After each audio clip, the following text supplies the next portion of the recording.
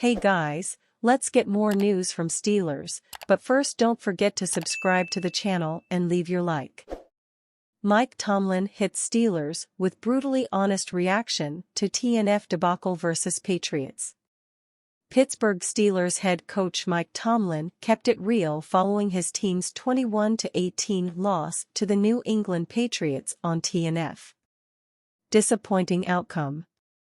A lot to work on, Mike Tomlin told ESPN Steelers reporter Brooke Pryor after the game. The Steelers looked listless in the first half without starting quarterback Kenny Pickett. He suffered a high ankle sprain during Pittsburgh's 24-10 loss to the Arizona Cardinals in Week 13. The prognosis on Kenny Pickett is he could sit out an entire month following in-season ankle surgery. Without Pickett in tow, the Steelers' flickering postseason hopes are hanging by a thread. Pittsburgh scored just 10 points in the first half with backup signal caller Mitchell Trubisky leading the offense. The Steelers mustered just 264 yards of total offense on TNF. Pittsburgh showed some promise in the aftermath of offensive coordinator Matt Canada's dismissal several weeks ago. The Steelers racked up 421 yards in their 16-10 win over the Cincinnati Bengals in Week 12.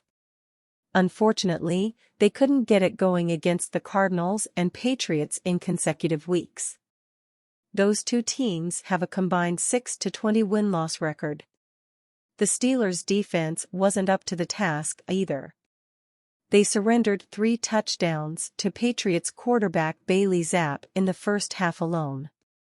In doing so, Pittsburgh dug a 21-10 hole at halftime. Pittsburgh still had a faint glimmer of hope after Mitchell Trubisky's quarterback sneaked into the end zone in the fourth quarter. Unfortunately, they couldn't overcome the 3-point deficit. Pittsburgh has now lost 3 of their past 4 games to fall to 7-6 on the season. They have averaged just 13.5 points in those 4 games. Mike Tomlin and co. face a resurgent Indianapolis Colts in Week 15. Pittsburgh has had issues on both sides of the ball lately. Let's see if the Steelers will regroup and salvage their postseason hopes. There's no doubt that Pittsburgh Steelers second-year receiver George Pickens has the talent to be one of the NFL's finest playmakers.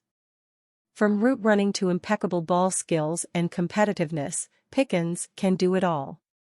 But he seemingly still has to mature and put it all together before he truly enters that conversation.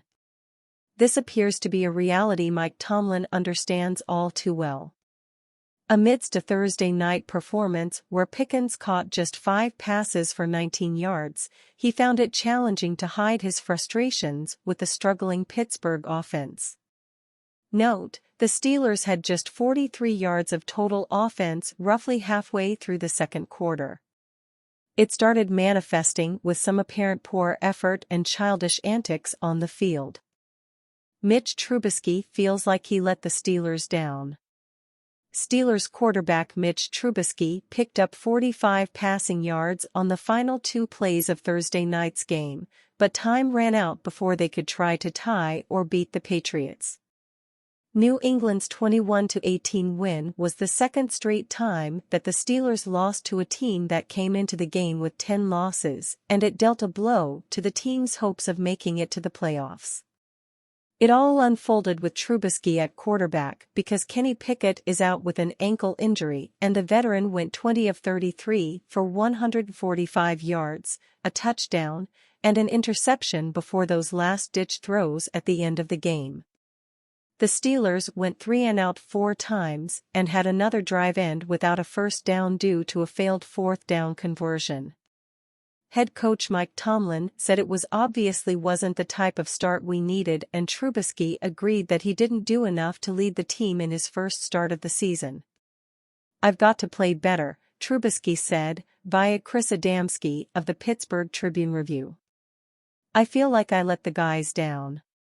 The Steelers only ruled Pickett out this week, but a longer absence is a good bet given the surgery he had this week. The home crowd expressed its desire to see Mason Rudolph at points on Thursday, and the team will likely have to make a choice about what path to take at quarterback against the Colts following a disappointing Week 14 showing. Steelers projected to land 21-year-old electric QB. Pro Football Focus has the Steelers betting on a big name in next year's NFL Draft, Colorado quarterback Shedeur Sanders. That would indeed be quite a choice for Steelers as the team tries to set its course for the future. The Steelers have holes to fill, but there are stars at the skill positions and one of the best left tackles in the league, which could make the NFL transition a little easier for Jones. PFF has the Steelers facing Sanders in the second round. How aggressive the Steelers end up being on draft weekend will depend on how they handle the quarterback position in free agency, wrote analyst Trevor Sakima. A bigger problem with bringing Shedeur Sanders to Steelers may be Sanders himself. As Sakima points out, Sanders is a junior and still has eligibility. He threw for 3,230 yards and 27 touchdowns against just 3 interceptions, but Sanders' Colorado Buffaloes finished the season with 7 losses in their last 8 games after starting 3-0. That pushed Sanders to the second round in most mock drafts, and that's where PFF projects him to land. Sanders' father and Colorado coach, former NFL star Deion Sanders, told Bleacher Report earlier this year that Shedeur Sanders wouldn't be willing to accept being second, although he wasn't referring to the draft round when he said that. Shedeur doesn't want to be 2 for anyone, Sanders said in September. He doesn't go down like that. People project him behind Caleb Williams, and Caleb Williams is phenomenal. But Shedeur is not a backseat passenger. Wrote Sakima, Sanders is an interesting case because of Colorado's failed season and his remaining eligibility. It appears the most realistic path for him is to stay another year in Colorado with his father as head coach to try to be one of the best quarterbacks drafted in 2025. For now, though, he is eligible and has projected impressive moments this season while dealing with pressure.